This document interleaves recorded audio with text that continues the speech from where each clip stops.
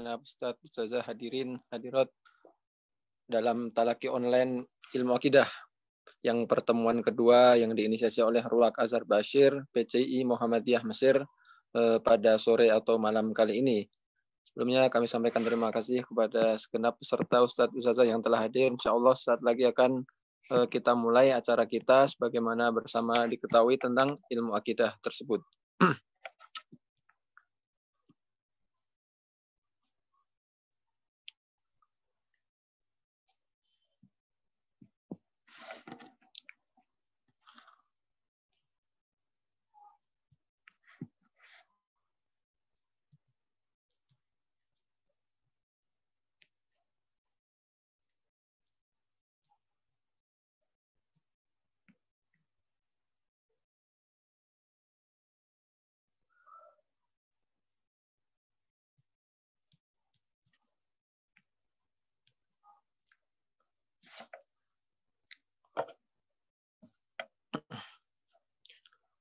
Baik, bismillahirrahmanirrahim. Assalamualaikum warahmatullahi wabarakatuh.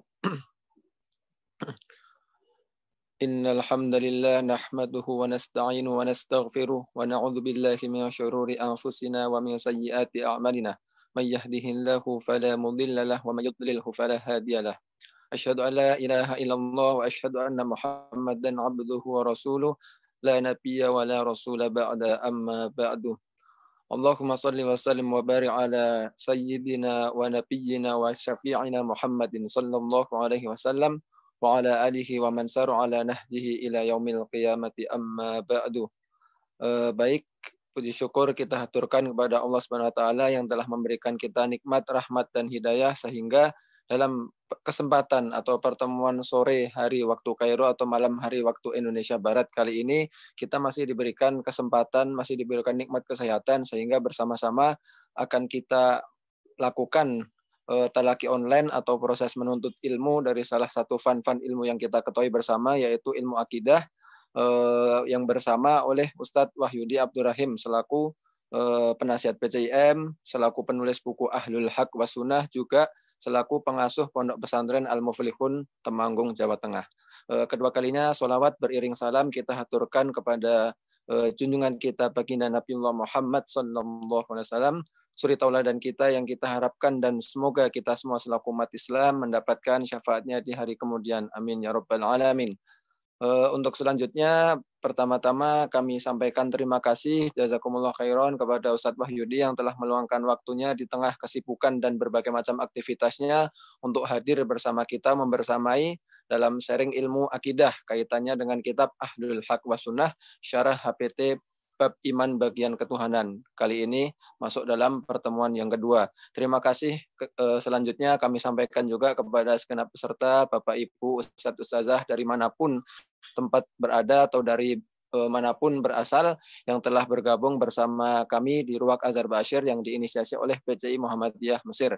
Insya Allah di pertemuan kedua kali ini akan kita lanjutkan pembahasan yang sempat kita bahas kemarin yang berkaitan dengan Al-Firqah An-Najiyah, yang mana itu merupakan pembahasan awal-awal dalam bab iman bagian ketuhanan di Syarah HPT sebagaimana kita ketahui bersama. Sedikit review bahwasanya kemarin Ustadz Wahyudi telah menyampaikan dimulai dari sejarah dari kalangan para sahabat, utamanya berkaitan dengan politik kekuasaan dari zaman Khulafaur Rasyidin, Utsman terbunuh, kemudian zaman Ali, kemudian hingga di zaman Muawiyah, sampai akhirnya zaman ketika perebutan kekuasaan di zaman Muawiyah sampai salah satu cucu Nabi Muhammad juga dipenggal dan terjadi pergolakan politik yang sangat luar biasa saat itu. Kenapa membahas hal tersebut? Karena ini nanti kaitannya dengan Firqah Najiyah. Sebetulnya Firqah Najiyah itu siapa sih yang sampai akhirnya kemarin gara-gara perjalanan sejarah yang cukup panjang itu umat Islam saat itu terpecah menjadi beberapa aliran.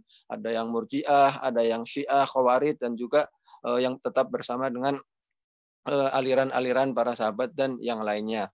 Sebagaimana pertemuan sebelumnya, insya Allah dalam pertemuan kali ini nanti akan ada sesi penyampaian materi yang akan disampaikan oleh Ustadz Wahyudi. Mungkin nanti bisa sampai sekitar jam 4 atau mungkin jam 4 kurang 10. Selanjutnya dilanjutkan sesi tanya jawab sebagaimana kita lakukan dalam pertemuan sebelumnya. Sebelumnya kepada segenap hadirin, ketika mungkin ini pertama kali masih bergabung, insya Allah video-video atau hasil rekaman daripada talaki online yang diselenggarakan oleh Dr. Azhar Bashir senantiasa kita upload dan kita update perkembangannya dalam YouTube, akun YouTube PCIM, ya ini PCI Muhammadiyah Mesir. Silahkan bisa dilihat kembali, mungkin ingin murojaah pertemuan sebelumnya atau mungkin ingin melihat pertemuan kali ini nanti.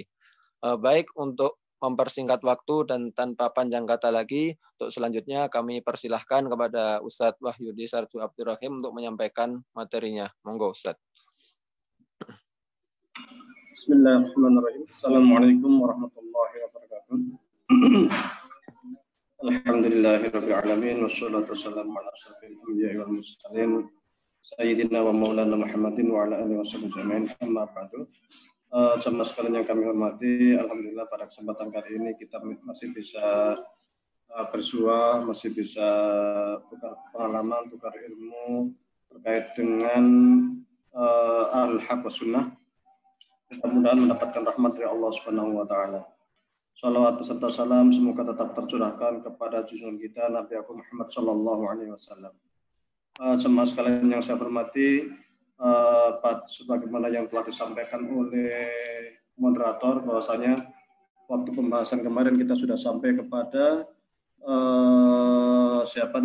Husain bin Ali, di mana beliau adalah cucu Rasulullah SAW, dan ternyata tatkala beliau dalam perjalanan beliau menuju Irak, Basrah, itu di tengah jalan dihadang oleh pasukan dari Muawiyah, sehingga dihadang oleh pasukan dari Yazid Muawiyah, sehingga terjadi pertempuran. Dan pada waktu itu Husain bin Ali itu pasukannya hanya 80 orang saja, dan akhirnya Husain bin Ali meninggal dunia. Beliau dipenggal dan kepalanya dibawa ke Damaskus, ke Syam, di hadapan Yazid bin Muawiyah. Ini membuat gempar luar biasa, Madinah gempar, Mekah gempar, kemudian Irak sendiri gempar luar biasa. Sebentar, saya nonton background biar lebih nampak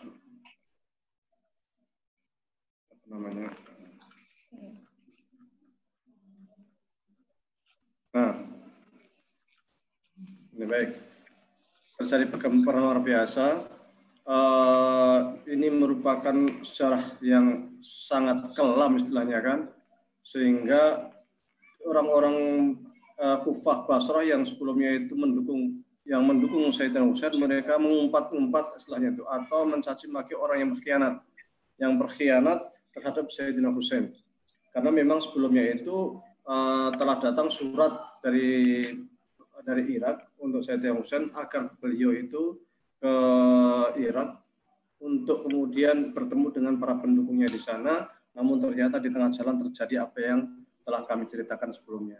Nah, dari sinilah muncul namanya firqah Syiah itu sendiri. Syiah ini mereka sangat mengagung-agungkan Ali bin Abi Thalib, Hasan, Husain, kemudian anak turun setelahnya Muhammad Baqir, kemudian Imam Ja'far Shadiq dan lain sebagainya, itu sampai 12 imam. Syiah sendiri itu kalau di waktu itu namanya sebenarnya mereka Syiah itu artinya itu pendukung. Syiah pendukung. Maka waktu itu sebenarnya ada istilah Syiah itu kadang digunakan untuk mereka yang mendukung Ali bin Abi Thalib atau mendukung Husain, ya kan. Tapi kadang juga dinisbatkan juga kepada para pendukung Muawiyah atau Yazid, sehingga ada istilah Syiatul Yazid, Syiatul Muawiyah dan sebagainya itu. Tapi kemudian Syiah itu mengerucut namanya menjadi para pendukungnya Husain bin Ali. Jadi setelah itu orang-orang Syiah ini, orang-orang pendukung Husain ini, kemudian mereka membentuk sebuah kelompok besar, kelompok perlawanan, dan mereka melakukan pemberontakan yang terus-menerus ke Muawiyah. sepanjang sejarah dinasti Bani Umayyah itu tak henti-hentinya terjadi pemberontakan dari kaum Syiah.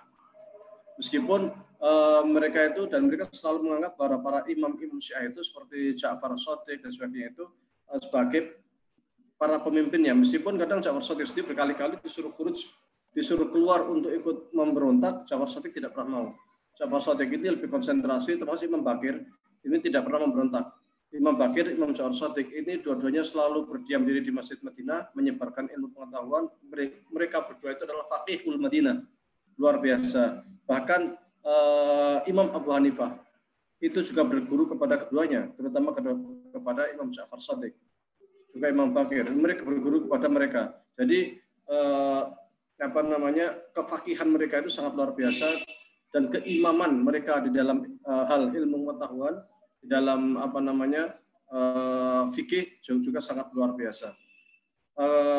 Kemudian pada akhir Bani Umayyah, jadi kalau kita lihat tadi sudah ada beberapa kelompok, ada Syiah ya kan, ada Khawarij, ada Murji'ah ya kan. Kemudian di akhir Bani Umayyah itu muncullah kelompok yang namanya kelompok Mu'tazilah.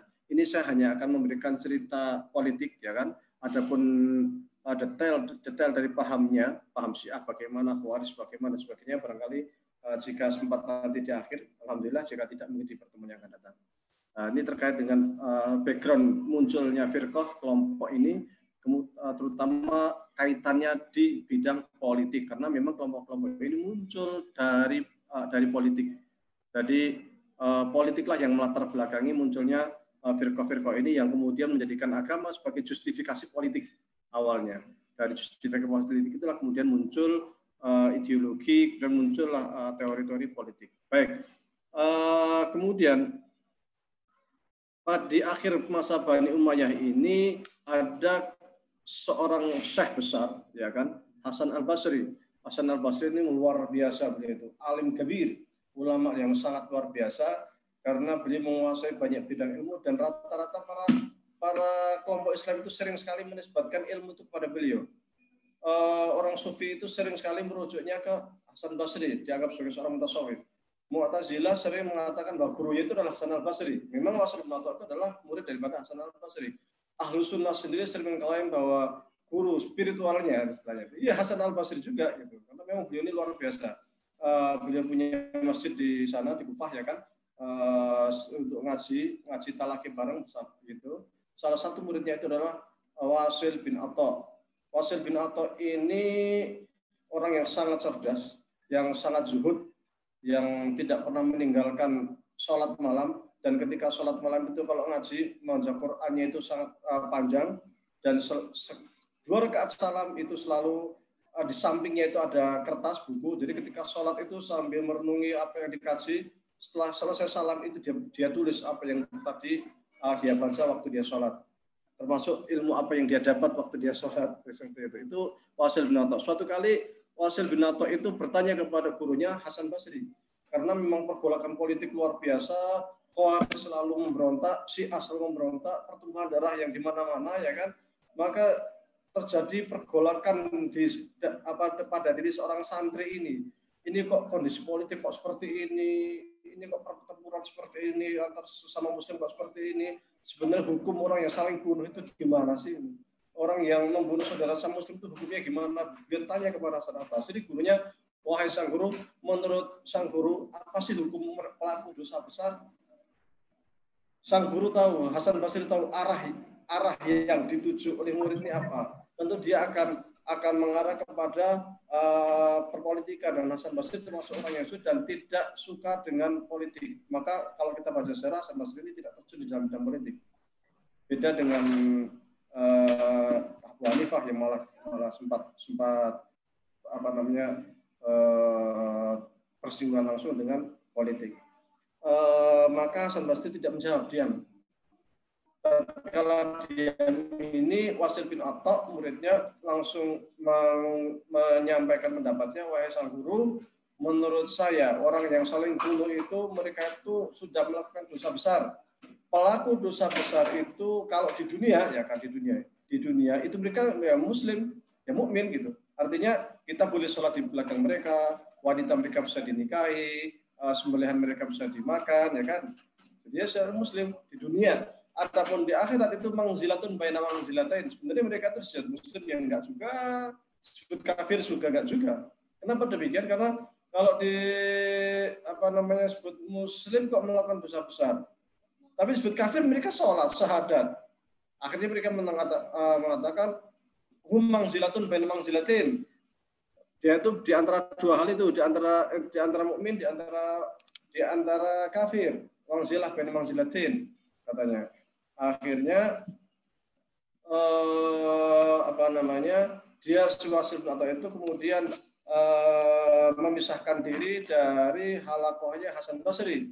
Setelah memisahkan diri, kemudian dia membuat halakoh sendiri di pojok Masjid Basrah.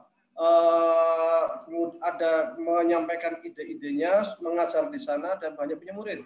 Dan banyak punya murid, termasuk ada teman dekatnya yang disebut sebagai Amr bin Ubaid. Amr bin Ubaid ini teman dekat yang kemudian berjuang bareng menyebarkan pemikiran-pemikiran Mu'tazilah. Kenapa disebut Mu'tazilah? Kata Hasan Basri ketika Wasil bin Atha itu memisahkan diri dari halakohnya, laqad tazala. Sungguh telah memisahkan dirilah. Siapa? Wasil bin Atha. Jadi Wasil bin Atha telah memisahkan diri dari kelompok kami. Karena memisahkan itu maka disebut dengan Mu'tazilah. I'tizalan, ya kan? Mu'tazilah, orang-orang yang memisahkan diri. Itu sebab disebutnya Mu'tazilah. Namun kemudian gerakan Mu'tazilah ini kalau yang lain itu kan rata-rata dari politik murni. Khawarij itu karena mereka itu kecewa dengan Imam Ali yang waktu itu melakukan tahkim, kemudian melakukan perjanjian damai dengan Muawiyah sehingga mereka protes kepada Imam Ali, ya kan? Mereka keluarlah dari Imam Ali, ini Khawarij, ya kan? Syiah juga yang karena mereka itu sangat kecewa dan sangat menyesal terhadap terbunuhnya Husain, ya kan? Sehingga mereka itu mendukung Syiah. Jadi politik. Kalau Khawarij ini munculnya awalnya dari pemikiran. Nah, beda sendiri ya, dari pemikiran. Murji'ah juga dari politik sama. Nah, ini Khawarij dari pemikiran, kemudian mereka itu membentuk sebuah pemikiran politik. Dan mulai menyebarkan pemikiran politik. Nah, politik daripada Mu'tazilah itu sendiri waktu itu dia lebih cenderung untuk mendukung Syiah. Oleh karena itu tidak heran kalau kita melihat pemikiran Syiah saat ini. Pemikiran Syiah saat ini itu sesungguhnya dekat sekali dengan Mu'tazilah. Karena memang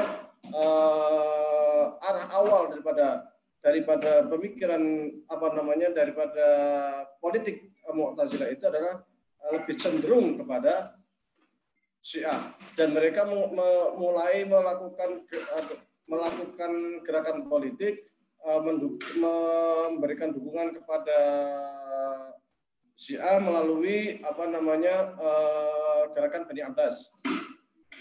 Mereka membuat dukungan politik di Khurasan, terutama Khurasan daerah Afghanistan, Iran sana, dia menguat ke sana pemikirannya dan gerakannya ke sana, dan cenderung dia memang agak elitis tapi nyata gitu, lebih-lebihnya nyata, sehingga jangan kaget ketika Abbasiyah berdiri.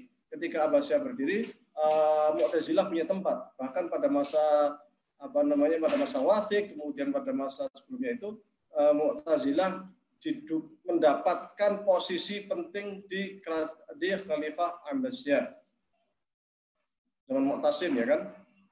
Zaman Wathiq. Satu lagi siapa itu? Jadi dia punya posisi penting di sana.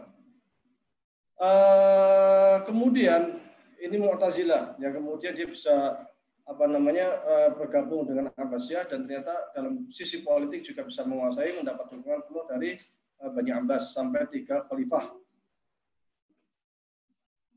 Pada waktu berkuasa, Mu'tazilah ini ternyata meskipun kalau dilihat dari teori itu sangat bagus, sangat toleran seperti itu, tetapi ketika berhasil berada di tampuk kekuasaan politik, Mu'tazilah itu otoriter.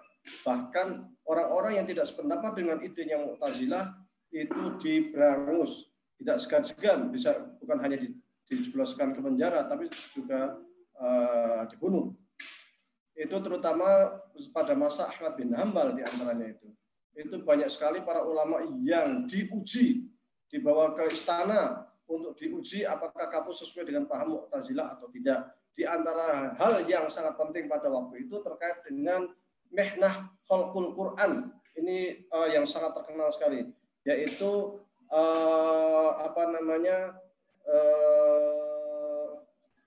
apa istilahnya itu, ujian atau fitnah terkait dengan khalqul Quran. Intinya itu adalah sebuah pertanyaan, apakah Al-Quran itu makhluk atau bukan? Apakah Al-Quran itu makhluk atau bukan? Menurut Mu'tazilah bahwasanya Al-Quran itu makhluk. Kenapa demikian? Karena Al-Quran terdiri dari lafal kata-kata dan terdiri dari kalam, ya kan? Al-Quran itu kan kalamullah. Kalamullah itu apa? Al-kalamu wal lafzul murakkab al-mufidu bil wad'i, ya kan? Yang namanya kalam itu ya susunan kata-kata yang tersusun rapi dan bisa dipahami, itulah kalam. Kalau kalam itu merupakan al-kalamu wal lafzul murakkab al-mufidu bil wad'i, ya kan? Maka otomatis Al-Quran itu yang merupakan bagian dari kalam, dia juga tersusun dari kata-kata kalimat itu sendiri. Ketika ia tersusun dari kalimat kata-kata berbahasa Arab, maka otomatis dia adalah makhluk. Ketika kita mengatakan bahwa Al-Quran bukan makhluk, itu sama artinya kita mengatakan ada Tuhan, ada Al-Quran yang bukan makhluk, yang sama-sama qadim. Dan menurut Mu'tazilah ini tidak bisa. Ini sama saja musyrik, menyekutukan Tuhan, ya kan?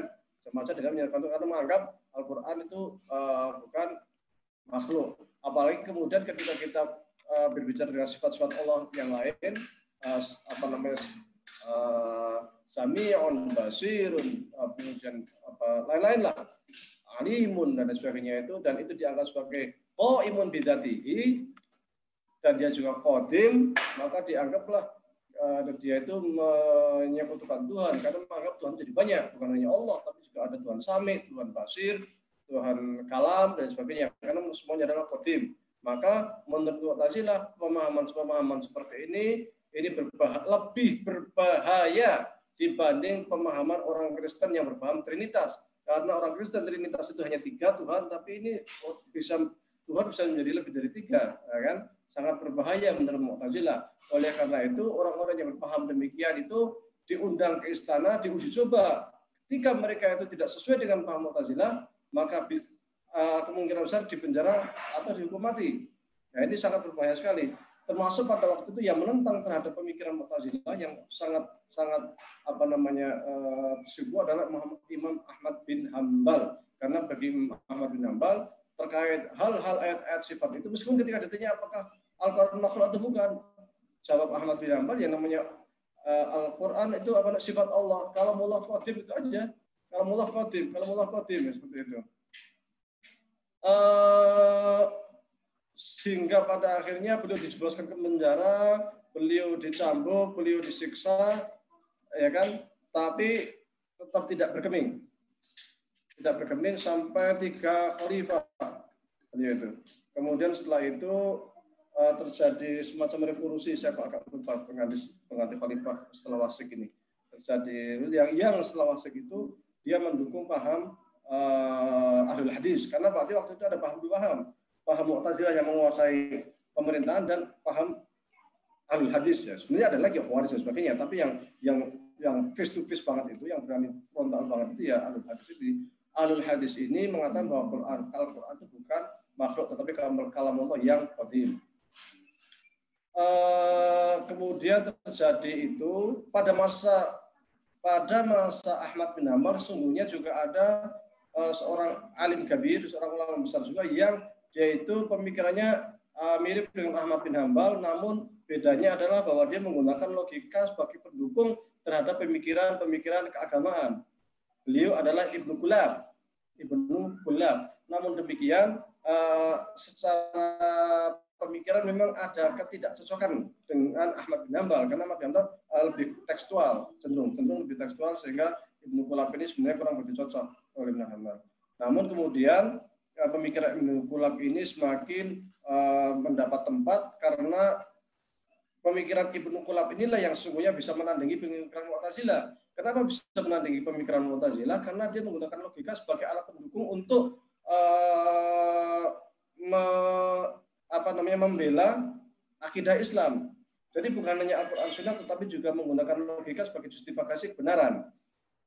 Kemudian setelah itulah baru muncul imam besar, yaitu Imam Asy'ari.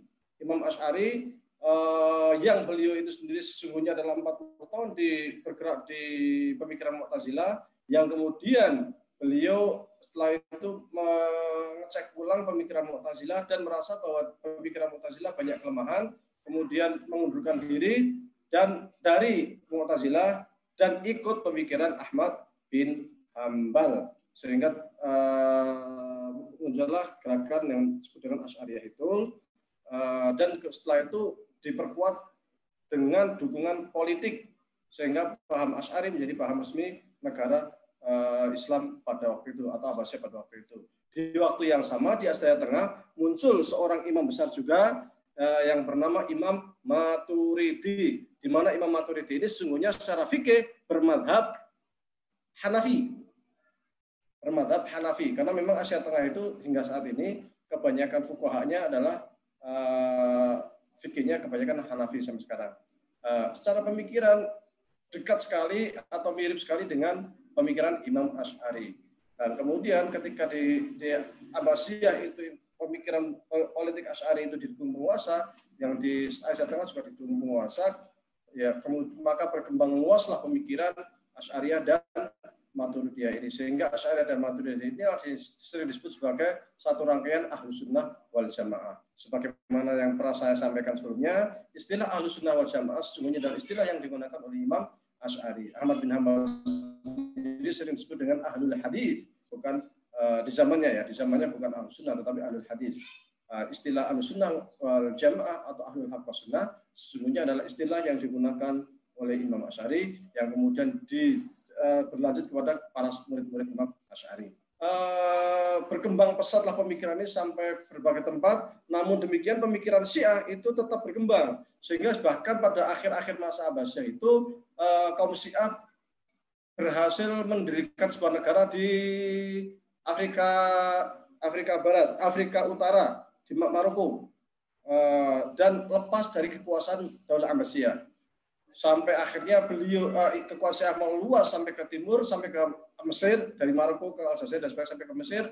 Ketika sampai ke Mesir itulah mereka mendirikan namanya Daulah Fatimiyah, negara Daulah Fatimiyah di Mesir yang berpaham Syiah, dan yang dilakukan mereka adalah membangun Masjid Al-Azhar oleh Johar As-Saqalani itu. Setelah dibangun masjid, untuk apa masjid itu? Zaman dulu masjid ini adalah sentral daripada pemikiran Islam, daripada pergerakan Islam. Di masjid itu, kalau Anda ke Mesir atau ke beberapa negara Timur Tengah, umumnya di dalam masjid itu ada tempat-tempat atau yang disebut dengan ruak. Makanya kita di sini juga halakoh kita juga disebut dengan ruak Azhar Basir, ya kan? Ruak itu sekolahan atau madrasah. Jadi di dalam Masjid Al-Azhar itu ada banyak sekali ruangan-ruangan sekolahan. Ada namanya ruak siapa, ruak Jawi. Ruak Jawi itu karena dulu banyak orang Asia Tenggara, dari Indonesia, dari Malaysia, dari yang sering belajar ke sana, maka ada sekolah khusus, ada ruak khusus yang disebut dengan ruak Jawi atau sekolahan atau madrasahnya orang-orang Jawa, orang-orang Nusantara. Karena orang Nusantara itu kalau ulama Timur Tengah dulu lebih mengenalnya dengan Jawi. Sebagaimana Ibnu Battutah ketika ke Indonesia menulis buku menyebut Nusantara itu dengan Al-Jawi, Jawa. Baik. Kemudian dari Masjid Al-Azhar itu di situ dibangunlah ruak-ruak atau sekolah-sekolah di dalamnya. Kemudian di atasnya juga asrama. Kalau Anda ke Masjid Azhar sampai sekarang masih ada bekas di atas masjid itu ada asrama. Mereka tinggal di situ, belajar di situ, makan di situ. Ya pesantren lah, persis kayak pesantren zaman sekarang. Masjid Azhar itu dulu persis kayak pesantren zaman sekarang di Indonesia. Makan, ada apa. Kemudian hanya di pojok-pojok masjid itu biasanya ada syekh-syekh, di mana setiap syekh ini akan mengajarkan ilmu sesuai dengan spesialisasi masing-masing. Santri silakan pilih.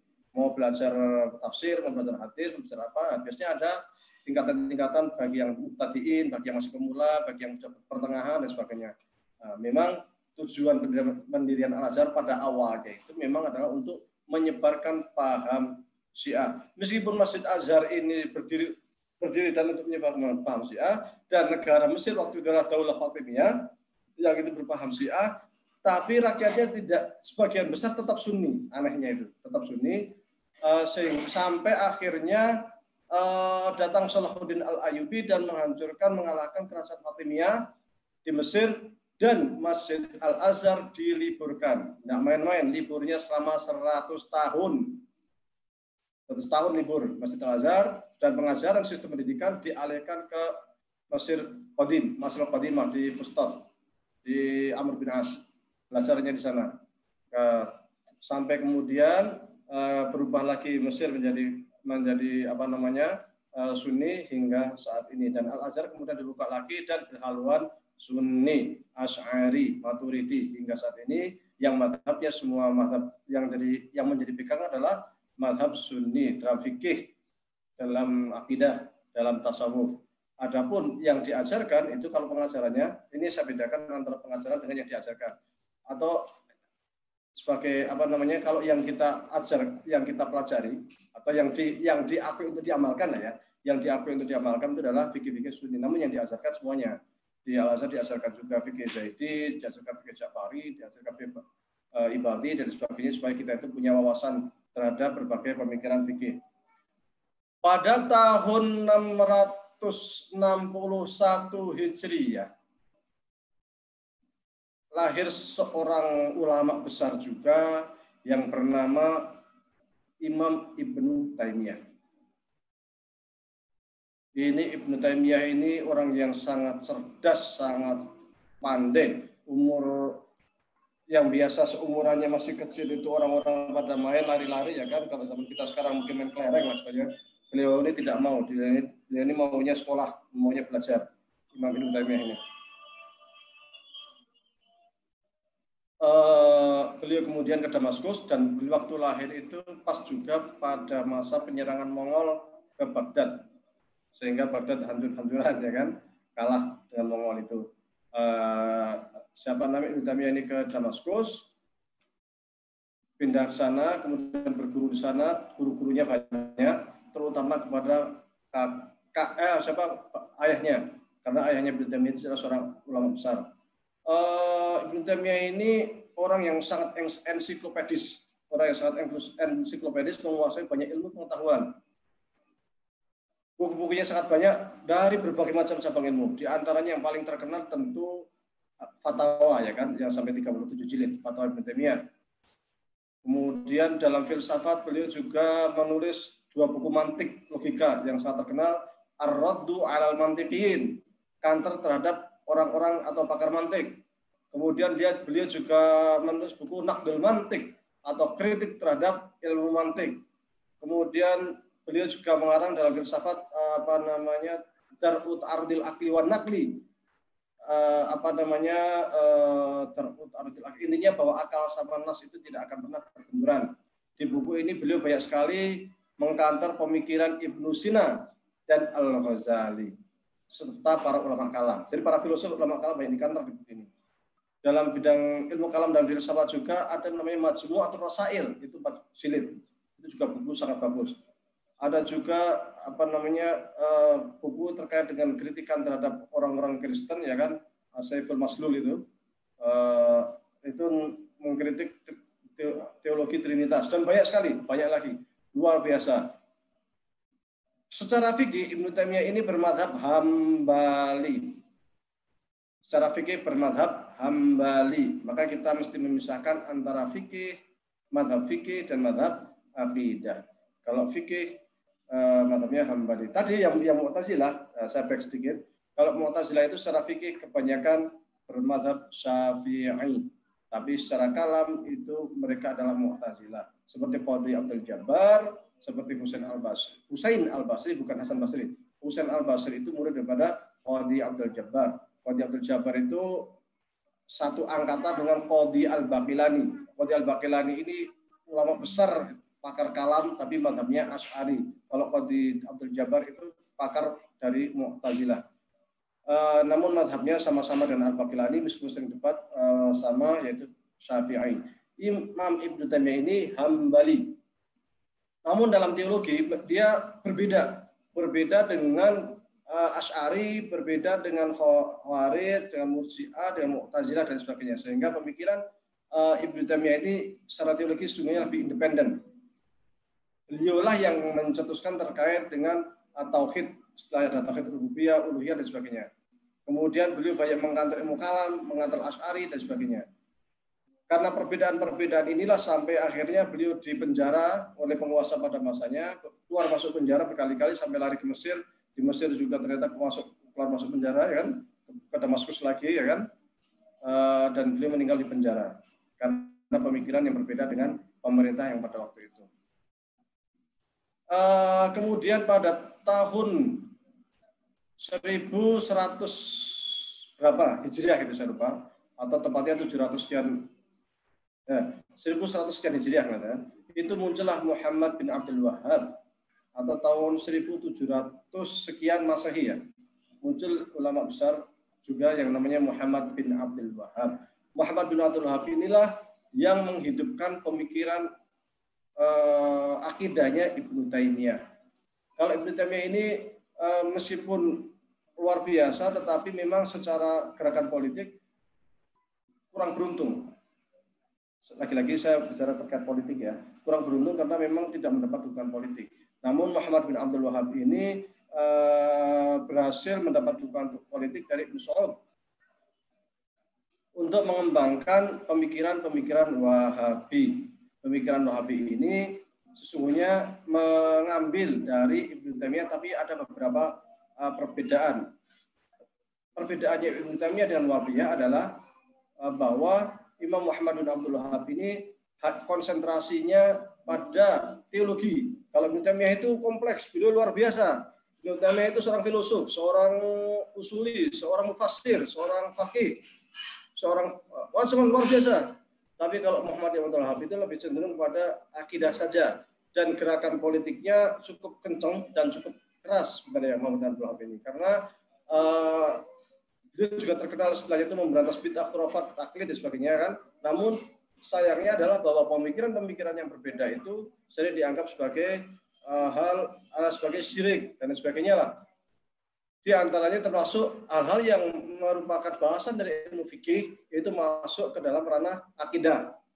Contoh tawasul dengan para nabi, tawasul dengan orang soleh, tabarruk, kemudian macam-macam lah, ya, yang ziarah kubur, yang merupakan persoalan fikih oleh Muhammad bin Abdul Wahhab dimasukkan ke dalam ranah akidah, sehingga pelakunya dianggap sebagai pelaku syirik. Maka kuburan diratakan, makam-makam yang kiranya dianggap sebagai wali-wali diratakan, dan lain sebagainya. Pemahamannya itu karena mendapat dukungan dari penguasa, ya akhirnya berkembang di Hijaz, kemudian berkembang di Hijaz, dan saat ini berkembang di berbagai wilayah, bahkan di dunia Islam. Kalau di Asia Tengah waktu itu zaman Taliban mendapat dukungan dari pemerintah Taliban, ya kan. Taliban itu pahamnya sebenarnya mirip-mirip dengan Wahabi sebenarnya. Makanya dia punya connect setelah itu dengan Saudi pada waktu itu. Paham ini juga didukung oleh dukungan pendanaan yang cukup besar, termasuk adalah mencetak banyak sekali buku-buku, yang buku-buku ini dibagikan secara gratis. Jika Anda pergi haji, ketika Anda masuk Saudi, Anda akan dikasih buku-buku tersebut secara gratis. Nah, ini luar biasa. Ciri-ciri khasnya ini mereka, yaitu tadi mudah sekali mensirkan, membid'ahkan kelompok lain yang persoalan-persoalan yang sesungguhnya adalah persoalan fikih masuk menjadi persoalan akidah, sehingga ini bermasalah di berbagai tempat. Pertempuran-pertempuran yang ada sesungguhnya di Timur Tengah itu juga banyak sekali terpengaruh oleh pemikiran-pemikiran yang cukup kencang seperti itu, cukup keras seperti itu. Jadi sudah 45 menit saya berbicara, tidak terasa. Secara umum gambarannya adalah demikian. Kelompok-kelompok Islam itu mereka muncul dari ruang waktu tertentu dan mendapat dukungan politik, sehingga mereka itu bisa berkembang sangat besar di berbagai macam wilayah, termasuk gerakan Asy'ariyah, termasuk juga gerakan yang terakhir adalah Wahabiyah, yang juga mendapatkan dukungan dari penguasa, yang juga mendapat dukungan politik. Baik, selanjutnya kita akan dialog. apa yang saya sampaikan demikian, kurang dan lebihnya mohon maaf. Insya Allah detail-detail pemikiran kelompok Islam itu, bagaimana pemikiran Khawarij secara umum, nanti terkait dengan konteks saat ini, kemudian Mu'tazilah dan sebagainya, Syiah, Zaidiyah, Syiah Asy'ariyah, kemudian Asy'ariyah, Maturidiyah, Wahabiyah, kita mudah-mudahan kita bisa selesaikan pada pertemuan yang akan datang, masih terkait dengan Al-Firqah An-Najiyah. Kurang dan lebihnya saya maaf. Wabillahi taufiq wal hidayah. Assalamualaikum warahmatullahi wabarakatuh. Waalaikumsalam warahmatullahi wabarakatuh. Jazakumullah khairan Ustaz Wahyudi Sarjana Abdurrahim yang telah menyampaikan materinya pada pertemuan kedua kali ini, masih seputar Al-Firqah An-Najiyah. Kemarin di pertemuan pertama membahas itu, yang kedua pun membahas tentang hal yang sama, cuman bagian dua, seperti itu. Sebagaimana kita dengarkan dan kita ambil manfaat atau istifadah bersama-sama, beliau tadi telah menyampaikan kelanjutan dari mungkin bisa dibilang sejarah ilmu kalam atau terjadinya berbagai macam kelompok-kelompok dalam ajaran agama Islam, ketika berhenti dalam terpecahnya umat Islam menjadi Syiah yang merupakan salah satu kelompok yang cukup benar mengagungkan Ali saat itu. Terus kemudian ada kelompok Khawarij yang keluar dari golongan saat itu, kemudian ada juga kelompok Murji'ah. Pada pertemuan kali ini tadi beliau menyampaikan banyak hal juga, mulai dari munculnya Mu'tazilah oleh Wasil bin Atha yang i'tazala an syaikhihi, yaitu Hasan al-Basri. Terus kemudian ada juga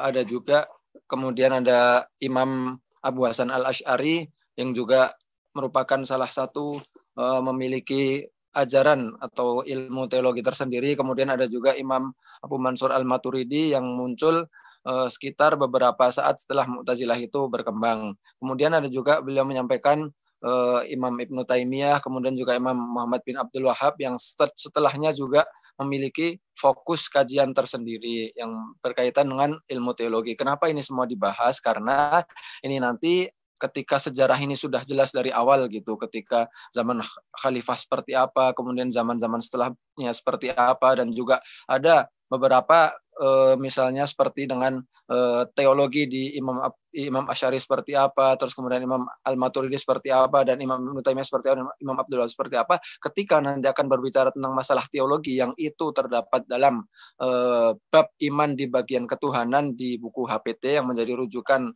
masyarakat Muhammadiyah secara umum, nanti merujuknya ke sejarah juga enak. Semisal ini kitab ini ada di kitabnya Imam Asy'ari. Imam Asy'ari itu dari segi sejarah demikian-demikian. Ini merujuk ada di kitabnya Imam Ibnu Taimiyah, Imam Muhammad bin Abdul Wahab, dan seterusnya. Baik, untuk selanjutnya mungkin sejauh ini belum ada pertanyaan yang masuk secara chat privately kepada moderator seperti itu, masih belum ada gitu ya. Oleh karenanya kami persilahkan kepada Bapak Ibu atau mungkin hadirin yang hadir pada pertemuan kali ini, jika ada yang ingin bertanya atau menyampaikan diskusinya, mungkin bisa menyampaikan langsung, mengaktifkan videonya, dan kemudian menyampaikan pertanyaannya secara langsung pada Ustadz Wahyudi. Silahkan jika ada Ustadz sekalian.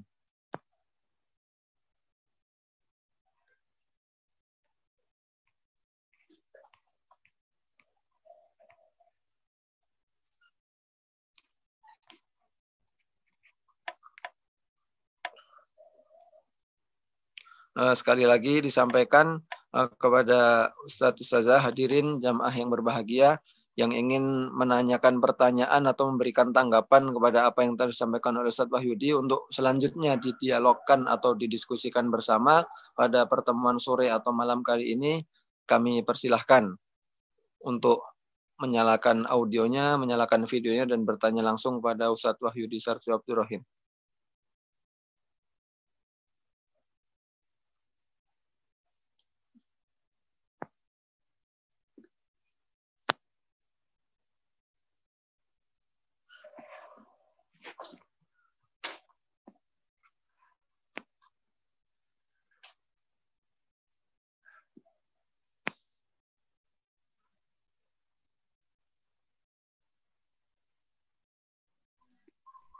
Jika tidak ada, nanti akan kita lanjutkan.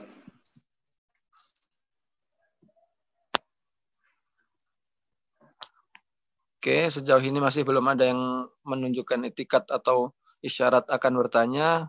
Kalau demikian mungkin bisa kita lanjutkan sebentar terkait masalah yang telah disampaikan oleh Ustadz Wahyudi tadi. Mungkin bisa 10-15 menit dan selanjutnya nanti yang ingin bertanya silahkan mungkin bisa menyampaikan pertanyaannya kepada moderator atau mungkin menyampaikan kepada moderator akan menyampaikan pertanyaan secara langsung seperti itu.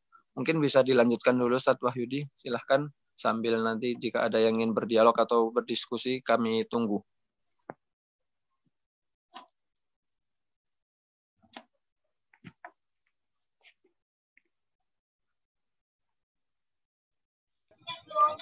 Assalamualaikum.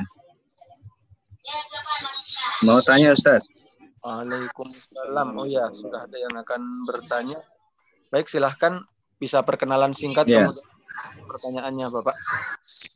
Ya, nama saya Rois Fatoni dari Solo ya. Menyimak sejarah yang disampaikan Ustadz Wahyudi tadi, ada dua pertanyaan. Yang pertama mengenai geografi ya. Jadi setelah Khulafaur Rasyidin, bahkan setelah Khalifah Utsman, sejarah itu sepertinya lepas dari Madinah. Ya, jadi Islam itu, sejarah Islam itu berpindah ya, keluar dari Madinah.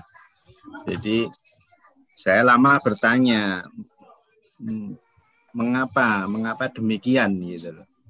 Apakah karena faktor penduduknya yang warisan jahiliyah ya, Mekah Madinah, orang-orang Quraisy yang watak keras itu membuat sulit berkembang. Dan sepertinya sekarang begitu, ketika pergerakan Islam ini berpindah atau poros Saudi Arabia itu muncul lagi mewarnai pergerakan dunia Islam, watak atosnya kan kelihatan. Jadi Salafi Wahabi itu kan atos banget sehingga apa-apa salah sehingga sulit maju. Itu yang pertama. Jadi kalau kita baca sejarah peradaban kan di Al-Azhar, kemudian di Baghdad, kemudian bahkan sampai di Granada itu ya. Jadi dalam sejarah setelah Khulafaur Rasyidin itu hilang. Seolah-olah Mekah Madinah itu hilang begitu ya dari sejarah Islam. Pertanyaannya mengapa begitu? Apakah terkait dengan karakter orangnya atau karakter geografisnya, karena sana gersang, jadi pertumbuhan ekonomi dan seterusnya itu tidak maju sehingga sebuah peradaban juga sulit kalau tidak didukung oleh yang lain. Kemudian pertanyaan yang kedua, selama ini kita sering mendengar mazhab Hanafi, mazhab Syafi'i, mazhab Hambali. Nah, pertanyaan saya lama itu sebenarnya perbedaan pokoknya itu di mana dan konsekuensinya itu sejauh apa gitu loh. Sebab orang, kalau misalnya kita melihat sejarah agama Samawi ya, seperti Kristen ya. Kristen itu mengalami denominasi. Denominasi itu perpecahan. Tapi sesungguhnya perpecahan di Kristen itu sangat parah. Ya. Bahkan seorang penganut Kristen itu tidak bisa beribadah di sembarang gereja. Dia harus beribadah di gereja sesuai dengan alirannya. Itu terkenal sekali. Makanya saya memahami telah terpecah Yahudi 71, Nasrani 72. Sekarang ini umat Islam terpecahnya belum begitu banyak. Kenapa? Karena masih mau sholat di masjid yang sama. Nah, perpecahan itu sudah seperti Yahudi Nasrani kalau sudah saling tidak mau sholat di masjid yang lain. Seperti orang Kristen itu seperti itu. Misalnya makanya setiap gereja itu kan ada namanya. Gereja Injil penuh, gereja Betel, gereja Kristen Jawa. Itu jamaahnya ya harus ke situ. Jadi kalau misalnya kamu agama Kristen, kamu Kristennya apa? Kalau ibadah ya harus gereja di jamaahmu. Itu perpecahan gitu seperti itu. Nah, selama ini mazhab Syafi'i, mazhab Hambali, mazhab berkali-kali kan Ustadz Wahyu tadi menyatakan ini kalau ini Syafi'i, kalau ini Hambali, Hanafi. Nah, saya ingin mendapatkan gambaran pokok perbedaannya itu di dalam pemikiran seperti apa, terus kemudian konsekuensinya sampai level apa dan berapa banyak. Sebab ini orang awam perlu dipahamkan bahwa meskipun beda mazhab sebenarnya barangkali kayak misalnya gerakan sholat gitu ya. Gerakan sholat itu kalau mazhab ini begini, kalau mazhab ini begini, seolah-olah sholat itu macam-macam. Padahal sebenarnya kan enggak.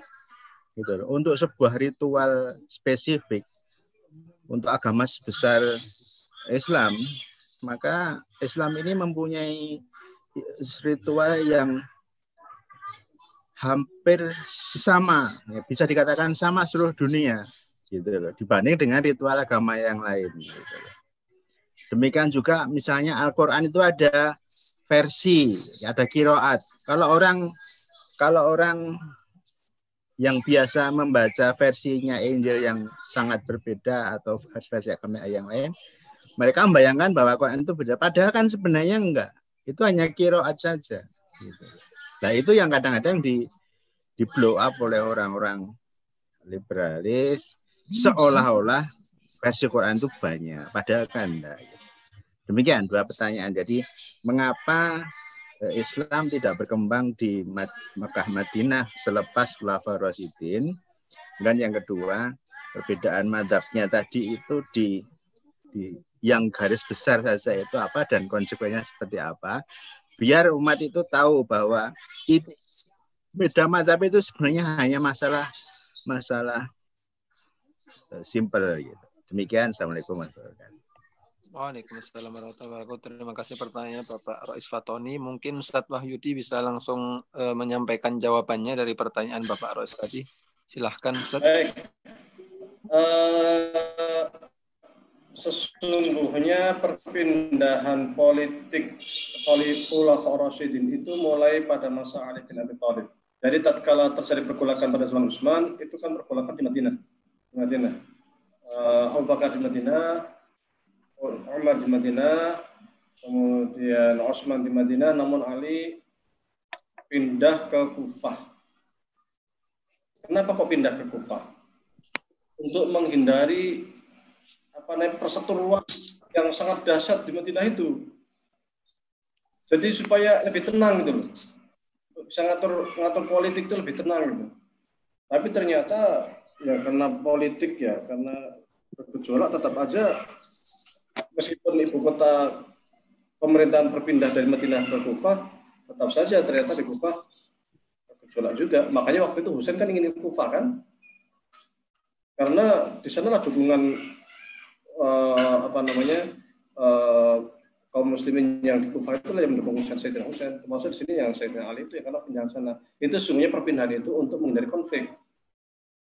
Tapi tetap terjadi konflik. Kemudian kalau dikatakan bahwa Madinah Mekah itu kemudian tidak berkembang, ya sebenarnya tidak juga.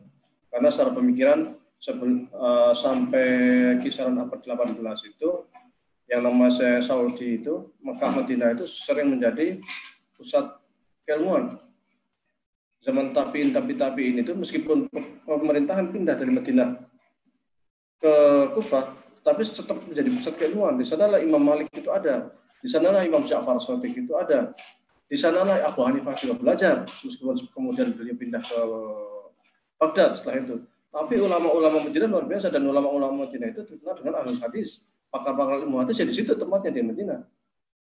Sampai bahkan pada di sampai abad 18 itu masih apa istilahnya itu mazhab pemikiran Asy'ariyah pun, fikih berbagai mazhab pun juga berkembang. Tidak ada masalah itu. Cuman setelah muncul Wahabi ini memang Wahabi menjadi pemikiran resmi, sehingga paham lain selain Wahabi agak terpinggirkan. Meskipun boleh di Saudi juga banyak juga yang berpaham Asy'ariyah gitu kan. Bahkan Syiah juga banyak. Saudi sebelah timur itu banyak mayoritas Syiah. Ya kan? Jadi pusat politik itu berpindah karena untuk menghindari konflik. Setelah itu ulama-ulama Nusantara abad 18 itu banyak Yasin Al-Fatani, kemudian Al-Manjari, banyak sekali ulama-ulama, Imam Nawawi, Al-Mantani, itu mereka di Mekah. Dan mereka Asy'ari. Itu boleh-boleh saja. Tapi kemudian pada abad 19 itu mulai banyak peralihan pemikiran dari Mekah ke Mesir hingga saat ini. Makanya sekarang itu rata-rata kalau pelajar itu yang banyak ke Mesir, bukan ke Madinah atau ke Mekah, ya kan. Sebenarnya juga banyak, tapi lebih banyak ke Mesir. Itu mulai abad 19. Meskipun sebenarnya di Mesir juga lama, tetap banyak. Cuman perpindahannya itu sangat kentara sekali, itu abad 19 hingga saat ini. Yang kemudian saat ini Mesir menjadi kiblatnya pemikiran dunia Islam. Itu terkait dengan perpindahan pemerintah. Jadi memang untuk menghindari konflik, bahkan pada masa Yazid itu Mekah itu memerdekakan diri dari kekuasaan Yazid.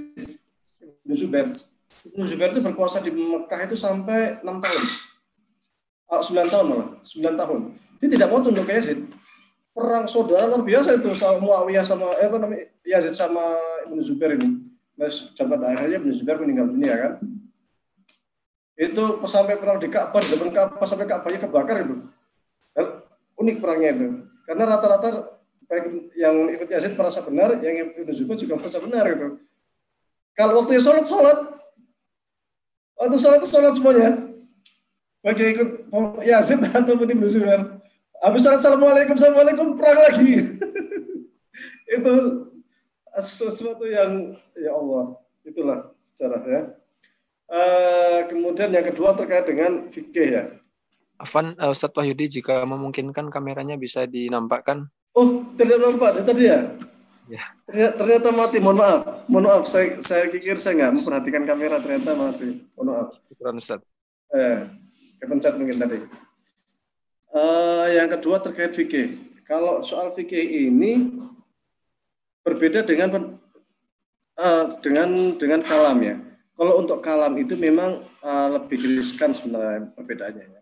Tapi memang ulama-ulama kontemporer persoalan yang lebih riskan kalam itu sungguhnya karena politik itu. Kalam itu selalu justifikasi politik. Asy'ariyah itu nanti ke politik, Mu'tazilah ke politik. Dia udah rebutan kekuasaan. Sampai sekarang pun yang kenapa umumnya antara Saudi dengan Mesir kadang agak hangat ya kan? Karena sana Wahabi, sini Asy'ari, kan gitu. Kenapa dengan Iran kok juga sering panas-panasan? Karena Iran Syiah. Kenapa dengan Suriah kok kadang ini? Karena Suriah itu secara politik kadang agak ke Syiah, tapi meskipun bawahannya kebanyakan Sunni. Dan pokoknya Irak kenapa kadang panas? Karena Irak saat ini kebanyakan Syiah. Jadi itu Syiah, Sunni, Khawarij, politik semua. Dari dulu sampai sekarang itu politik. Jadi kalau udah persoalan politik itu ya bukan antar kelompok itu bukan untuk mencari titik temu, tapi untuk menghancurkan. Sehingga orang-orang Syiah itu berusaha mencari apa sih kelemahan yang bisa menghancurkan opini publik tentang Ahlus Sunnah. Pokoknya apapun kejelekan, kalau nggak ada kejelekan, carilah kejelekan, difitnah lah bahwa Syiah itu begini, bahwa Ahlus Sunnah itu gini. Pokoknya cari kejelekan supaya mereka itu jelek, hancur gitu. Itu karena politik itu udah mainnya black campaign aja kan, udah main. Pokoknya politik hitam aja, itu di mana-mana seperti itu. Sehingga ini sebenarnya mengkhawatirkan. Kalau ulama-ulama kontemporer itu ingin mencoba untuk lebih clear bahwa sebenarnya persoalan-persoalan politik itu bisa disingkirkan lah. Kita mencari kalimatun sawa lah, mencari titik temu lah. Karena sesungguhnya dalam akidah pun selama orang itu masih percaya dengan rukun Islam dan rukun iman, itu masih Muslim. Syiah, Khawarij, Ahlussunnah, Ibadiyah, semuanya itu selama mereka masih percaya rukun Islam, rukun iman, itu masih Muslim. Kalau masih Muslim itu berarti kita masih saudara. Maka ada yang namanya risalah aman itu berusaha untuk mentakrib badan mazahib. Adapun syawaib, hal-hal yang terkait fitnah coba dihindari. Cari yang sama. Pendapat yang sama, pendapat yang beda itu kadang pendapat beda itu kadang sesungguhnya nggak beda, kadang cuman beda lafal. Karena beda lafal dengan hiasan politik diperdalam lah, dibentur-benturkan lah.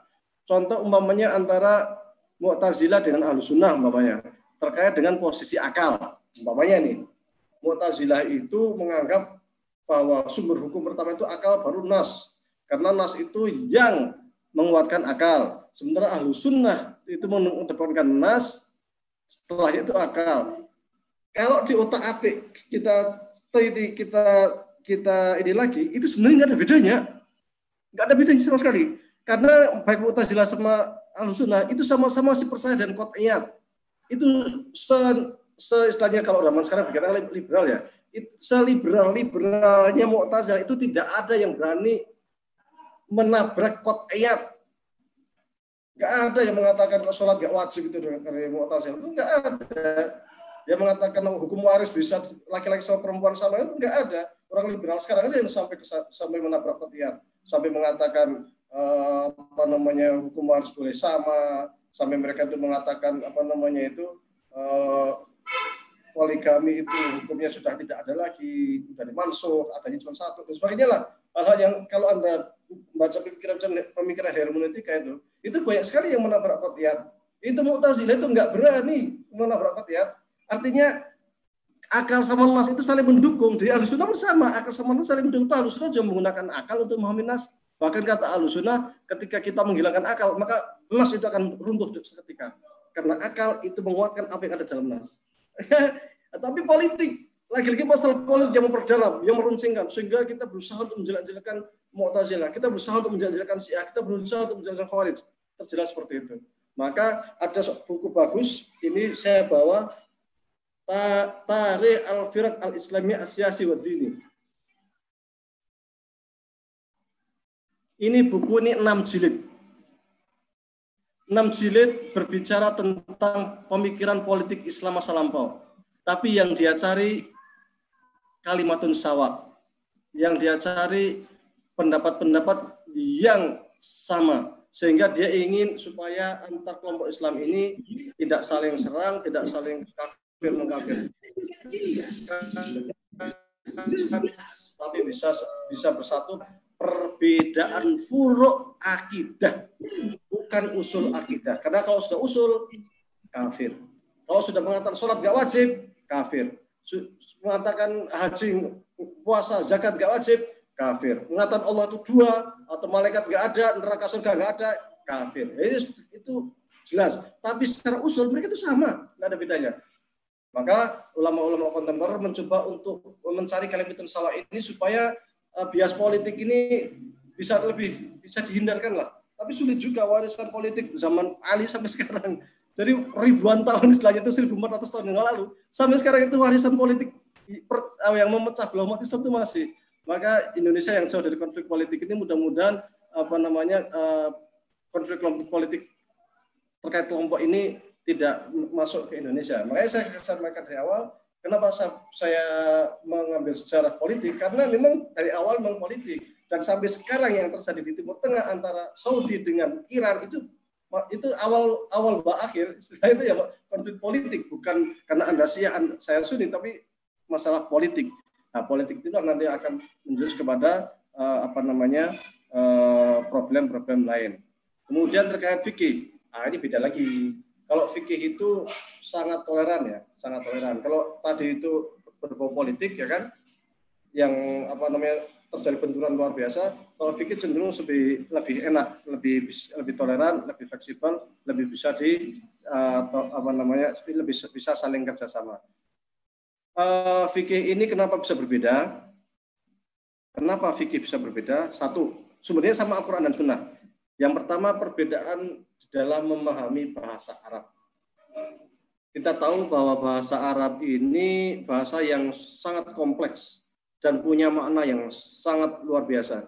Kadang satu kata saja itu bisa mempunyai sekian makna. Contoh, wamsahu biru'usikum. Kalau ayat wudhu kan wamsahu biru'usikum. Maka basuhlah kepala kalian. Persoalannya bak ini, kata bak doang tuh, bi doang nih.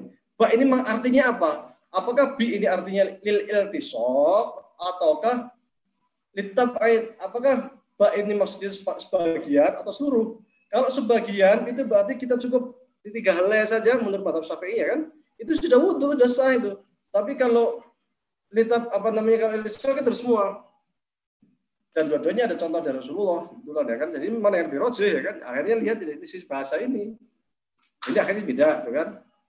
Yang kedua, beda dalam penerimaan atau lafal itu mengandung lafal mustarok. Contoh, talata quru itu bisa artinya dalam bahasa Arab itu bisa tohir, suci, bisa haid. Namanya ya kan? Itu namanya lafzul mustarok kalau dalam bahasa Arab. Satu lafaz, satu kata tapi punya dua makna atau lebih.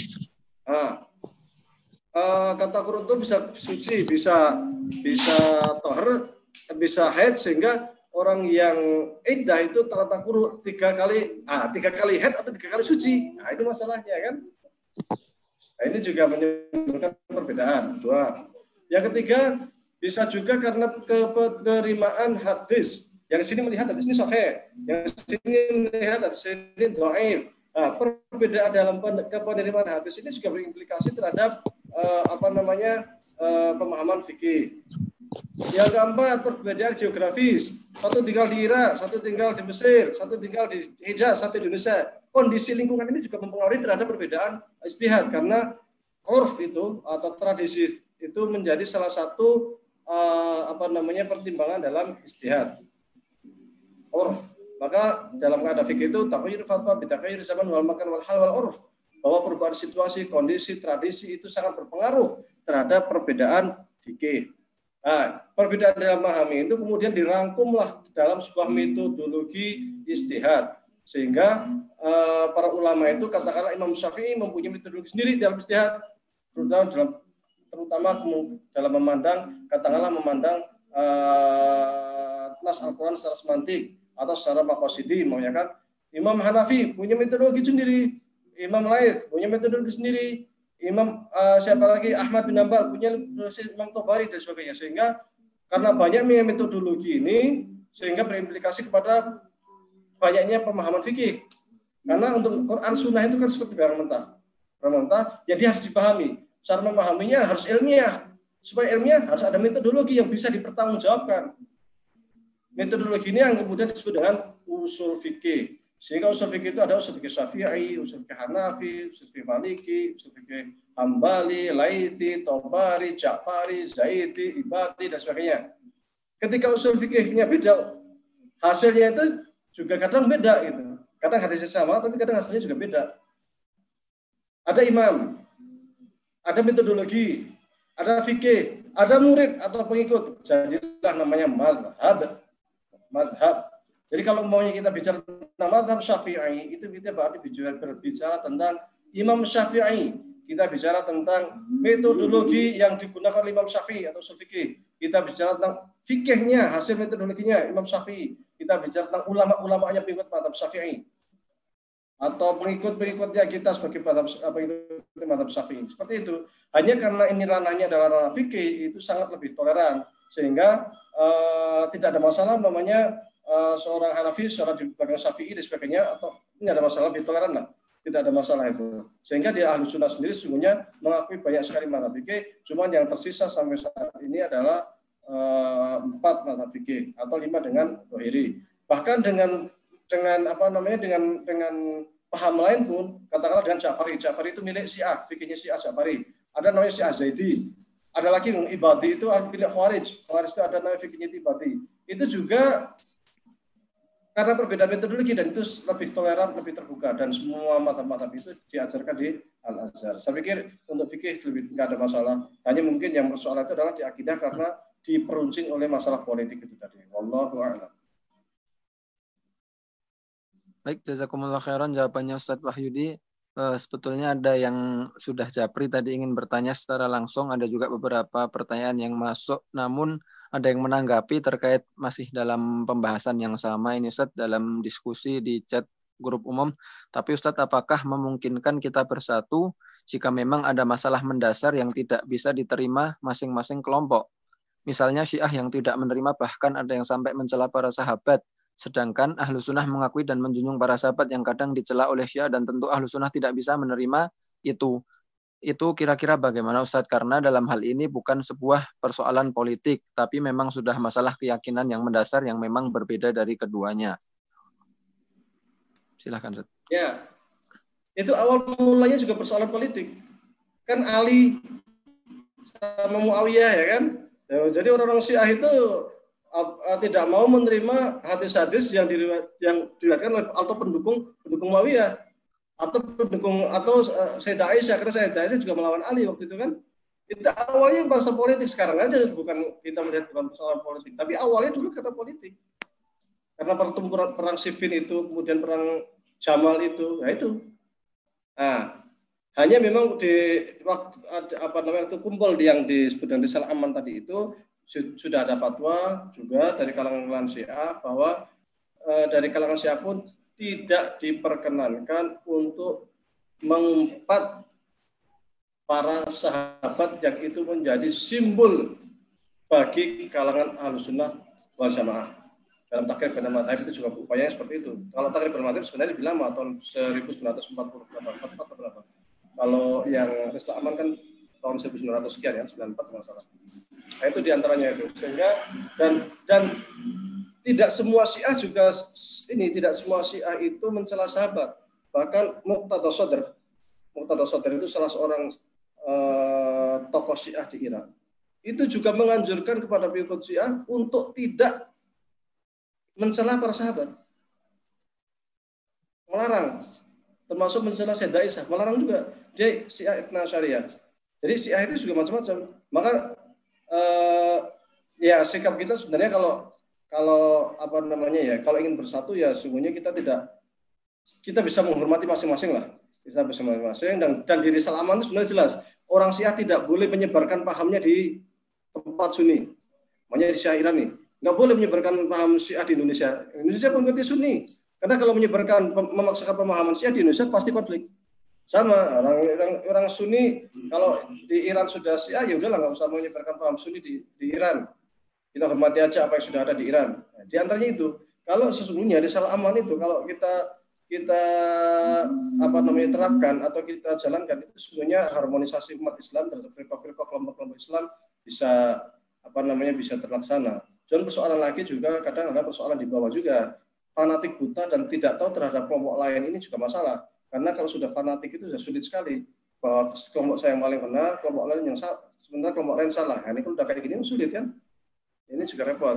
Nah, jadi sebenarnya selama dia itu adalah tetap mempercayai Islam rukun iman, maka dia Muslim. Kalau adapun kalau sampai mencela sahabat itu kan kita rumus lambang. Tapi sebenarnya kalau mengikuti Islam tidak diperbolehkan. Dan kita juga kalau ada yang mencela itu ya harus kita lawan dengan pemikiran dengan pemikiran ya kan. Pemikiran dengan pemikiran sehingga terjadi dialog yang ilmiah, bukan fisik. Kalau sudah fisik itu nanti akan terjadi perpecahan yang tidak baik, bahkan bisa jadi terjadi pertumpahan darah. Wallahu a'lam.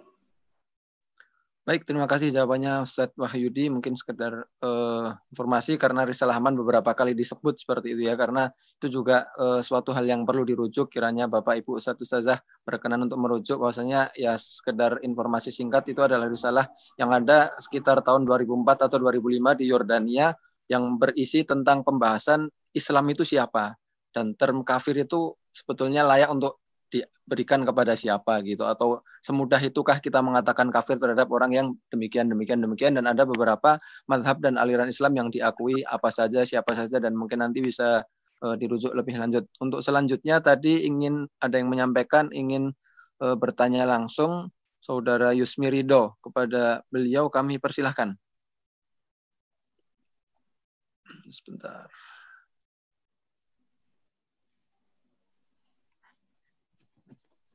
Bismillah, Assalamualaikum warahmatullahi wabarakatuh. Saya Muhammad Yusmi Ridho, sekarang masih menempuh pembelajaran Darul Lugah, Ustaz. Ingin bertanya, saya lulusan dari Man Bondowoso, Ustaz, yang notabene merupakan pendidikan formal gitu, Ustaz, ya, dan negeri. Itu kami diberi pembelajaran tentang ilmu kalam dan kami diberi pembelajaran dasar tentang pembagian firqah yang antum tadi jelaskan. Namun yang menjadi pertanyaan atau masih menjadi pertanyaan ya sampai sekarang itu letak atau posisi Ahlussunnah wal Jamaah tersendiri saat sebelum Imam Asy'ari itu mendirikan pahamnya. Jadi dari setelah kemunculan Khawarij, Syiah, Murji'ah, letak kebenaran atau letak Ahlussunnah wal Jamaah sendiri itu ada di pihak yang mana gitu, Ustaz. Oke, mungkin singkat saja, Ustaz, seperti itu. Syukran. Assalamualaikum warahmatullahi wabarakatuh. Waalaikumsalam warahmatullahi wabarakatuh. Silahkan, Ustaz, bisa dijawab langsung. Mereka itu sesungguhnya para fuqaha yang Ahlussunnah itu waktu itu sebenarnya tidak begitu memihak. Mereka itu Imam Laits, Imam Tabari dan sebagainya yang mereka itu sebenarnya tidak berkecimpung dalam bidang politik. Termasuk ya di luar politik lah mereka itu sebenarnya. Mereka kan baru bergerak itu kan zaman Ahmad bin Hanbal. Namanya Ahlul Hadis zaman Ahmad bin Hanbal untuk berhadapan dengan Mu'tazilah. Jadi lawan dari Mu'tazilah adalah Ahlul Hadis itu. Sebelumnya namanya Ahlussunnah itu belum muncul. Ahlussunnah itu belum muncul. Tapi mereka itu ada secara ideologi, itu ada. Di siapa? Di Imam Syafi'i, di Imam Abu Hanifah, di Imam Malik, di Imam Laits, di Imam Tabari, ya kan? Di Sa'id bin Musayyab, dari sebagainya, para ulama-ulama tabi'in, ulama besar tabi'in. Itu rata-rata dan mereka ya orang kalau kita berusaha sekarang ya mereka itu sebenarnya Ahlussunnah. Jadi sudah ada teologi itu sudah ada, pemikiran itu sudah ada, tapi belum membentuk sebuah kelompok, belum disebut, belum punya nama. Mereka masih sendiri-sendiri berada di tempat macam-macam. Belum menjadi sebuah kelompok. Baru menjadi sebuah kelompok inilah ketika mulai Ahmad bin Hanbal ini disebut dengan Ahlul Hadis ini. Jadi sudah jelas dengan Ahmad bin Hanbal ini ikut Ahlul Hadis, ini pun Ahlul Hadis, ini pun Ahlul Hadis, ini sudah mulai terbentuk nih. Sampai kemudian membentuk istilah Ahlussunnah wal Jamaah itu kemudian istilah Imam Asy'ari yang kemudian mendapat dukungan politik, kekuasaan. Jelas akhirnya kelompoknya. Termasuk nanti pandangan-pandangan mereka tentang politik juga sudah tersusun secara rapi. Makanya kenapa Imam Asy'ari itu sebagai pendiri Ahlussunnah, karena Imam Asy'ari itu punya metodologinya, punya hasilnya, punya pemikiran secara komprehensif, punya bangunan pemikiran secara komprehensif, bukan parsial. Dan ini diikuti oleh pengikut-pengikutnya sehingga membentuklah sebuah pemikiran yang luar biasa dan menjadi sebuah kelompok yang luar biasa. Sebelum-sebelumnya kadang para kayak Imam Laits, mereka kadang punya pemikiran tapi sifatnya masih parsial, dalam artian tidak membuat sebuah bangunan teologi yang lengkap. Tapi lebih konsentrasi namanya di bidang hadis, lebih konsentrasi di bidang fikih, lebih konsentrasi di bidang tafsir dan lain sebagainya. Tidak begitu memperdalam ilmu kalam dan tidak masuk ke dalam ranah politik. Baru setelah zaman Imam Asy'ari inilah kemudian mulai terbentuk. Dan Imam Asy'ari secara jelas mengatakan saya mengikuti pendapat Ahmad bin Hanbal seperti di dalam kitab Al-Ibanah. Dan kalau kita lihat sesungguhnya pendapat-pendapatnya Asy'ari yang Maturidiyah itu ya sama dengan pendapatnya Imam Malik, pendapatnya Imam Syafi'i, pendapatnya Imam Laits, pendapatnya Imam Ahmad, pendapatnya Imam Tabari, Sa'ad bin Musayyab dan sebagainya. Sama, tidak ada bedanya secara teologi itu. Nah, cuma kemudian ini sudah terstruktur rapi dan dia berani face to face, berani berhadapan pemikiran dengan orang-orang Mu'tazilah khususnya pada waktu itu. Sehingga menjadi bangunan pemikiran yang luar biasa dan punya pengikut dan disebut dengan pemikiran Ahlussunnah wal Jamaah. Wallahu a'lam. Baik, terima kasih jawabannya. Untuk selanjutnya mungkin langsung 2 pertanyaan dari 2 hadirin yang berbeda. Pertama, Assalamualaikum, izin bertanya, Bahar Mirdin dari Makassar, bagaimana kita harus menyikapi kelompok-kelompok yang sering saling menyesatkan, utamanya kelompok Wahabi yang beberapa kali atau mungkin seringkali menyesatkan Asy'ariyah, juga Asy'ariyah yang mungkin menyesatkan balik Wahabi. Adakah jalan keluar untuk mendamaikan kelompok-kelompok yang suka saling menyesatkan? Terima kasih. Satu lagi pertanyaan Ustaz, biar sekalian nanti dijawab dari Yashkur Semarang, menanyakan terkait fanatisme. Bagaimana tanggapannya dengan konsep yang mengatakan atau menyatakan letakkan Islam di atas organisasi apapun. Silahkan Ustaz.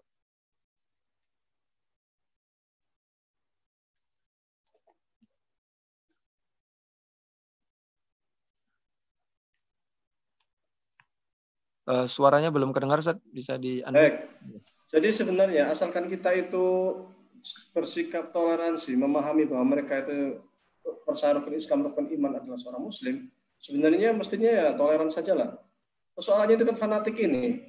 Makanya Imam Asy'ari, sebagaimana yang disampaikan oleh Ibnu Furak, muridnya Imam Asy'ari, mengatakan ishadu anni la ukaffiru ahadan min ahlil qiblah.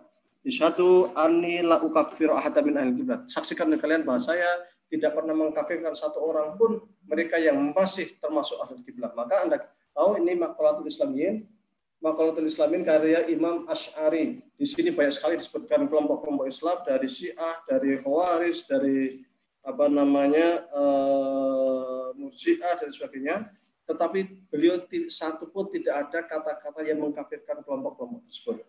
Menyesatkan pun tidak. Ini upaya Imam Asy'ari sebenarnya waktu itu memang pergolakan politik luar biasa sampai pertumpahan darah, dan beliau ingin menyatukan kelompok-kelompok Islam yang saling berseteru itu dengan cara apa? Dengan cara menulis buku ini bahwa kalian itu ingin menyadarkan sebenarnya bahwa kalian itu wahai yang Khawarij, bahwa kalian itu wahai yang Syiah, bahwa kalian itu wahai yang Murji'ah, kalian semua itu Muslim, janganlah saling mengkafirkan. Ya, makanya menulis buku ini. Beliau itu berusaha ingin menyatukan.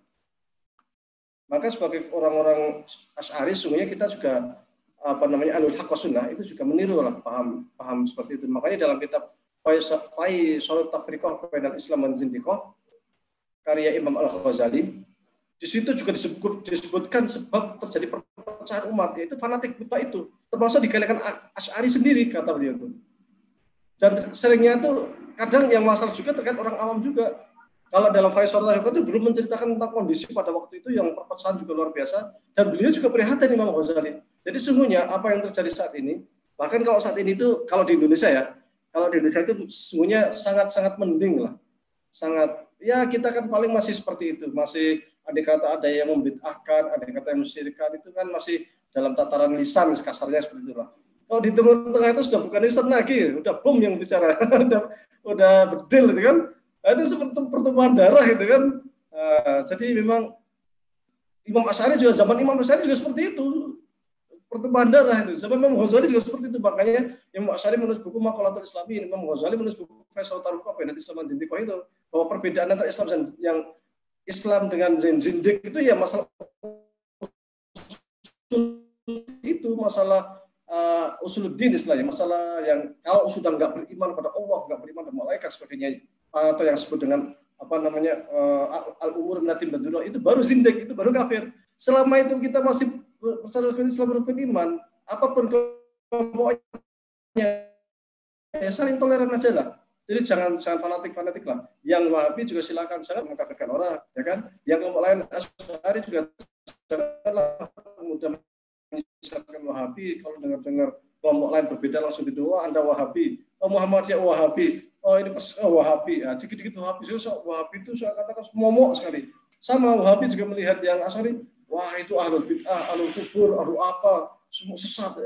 Jadinya ekstrem kanan, ekstrem kiri, kalau nggak bisa ketemu kalau seperti ini. Padahal kondisi umat Islam semuanya saat ini kan kita lebih harus lebih sering bertemunya, lebih sering tolerannya, lebih sering kerjasamanya. Kalau kita kerjasama, insya Allah hal-hal yang terkait persoalan umat Islam bisa kita selesaikan bersama. Barangkali dan yang penting itu jangan fanatik buta ini, karena fanatik buta ini yang persoalan. Dan fanatik buta itu biasanya muncul karena sikap tidak tahu kadang, atau dia terlalu fanatik kelompoknya, atau dia didoktrin oleh gurunya. Ini juga masalah juga.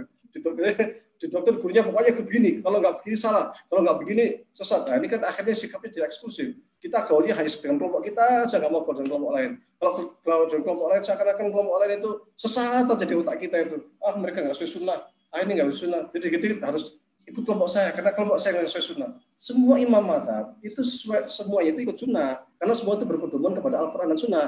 Hanya perbedaan di metodologi ijtihad sehingga menghasilkan fikih yang berbeda. Semuanya itu ikut sunnah, sehingga semuanya adalah semuanya itu tidak ada yang ingkar sunnah, kan seperti itu. Barangkali hanya demikian. Kita tetap toleran terhadap perbedaan selama masih dalam koridor usuluddin, selama masih dalam koridor al-usul minaddin bid-darurah, atau selama masih dalam koridor rukun Islam dan rukun iman masih mereka percaya. Wallahu a'lam. Terima kasih jawabannya Ustaz. Mungkin pertanyaan terakhir Ustaz. Tadi ada yang izin untuk menyampaikan pertanyaan langsung dari Ahmad di Bogor. Silahkan dinyalakan audionya.